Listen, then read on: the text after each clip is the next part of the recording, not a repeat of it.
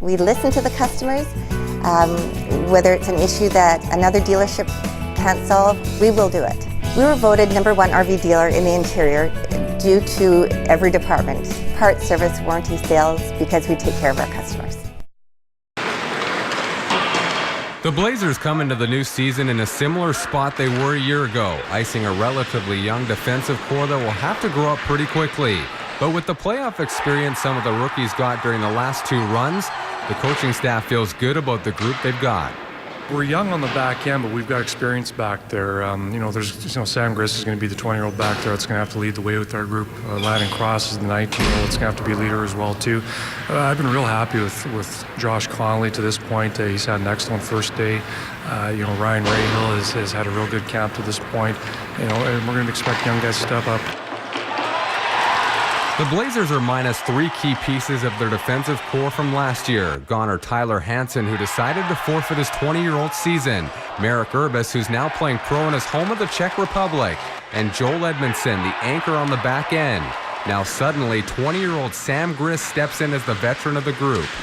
Not pressure, but not even expectation, but kind of like a job and a role to play. Got to be a leader and a good player on and off the ice.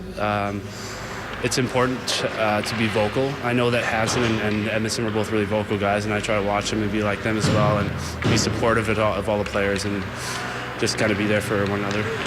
Grist, who comes in at 6'4" and 230 pounds, is a physical defenseman who likes to throw his weight around, and that's how the coaching staff expects him to play. Sam plays a certain game for our hockey team. I think it's important that he plays that game for us. We've got different dimensions on the back end, and he's going to have to be the guy that's going to be the leader on that back end. And there's also going to be more expectations put on younger players like 17-year-old Jordan Thompson, who grew up by leaps and bounds as a rookie defenseman last year. Thompson played key minutes against some teams' top lines, and expect more of the same from Thompson in his sophomore season. It was awesome, just seeing those top guys in the league and playing against them, even practicing against guys like Colin Smith, Brendan Ranford, JC LaPon, all those kind of guys. You really learn what kind of style of game they play and that kind of thing. So you really got to be aware at all times when you're on the ice, and it's huge to play against those guys, and it's awesome to shut them down. But also expect Thompson to bring a little more flair offensively. It's why the Blazers took him 4th overall in 2011, the highest ever Blazers draft pick, with his ability to carry the puck and push the play up ice. Jordan's obviously going to get a lot more minutes. He's going to have to make sure that he's looking after his own end first, but he's going to be able to go with the puck a little bit more. I think as an offensive defenseman, which is what we tout him as, you have to learn to play defense first, and as you get your feet wet in the Western Hockey League, then you can start to do some things with the puck.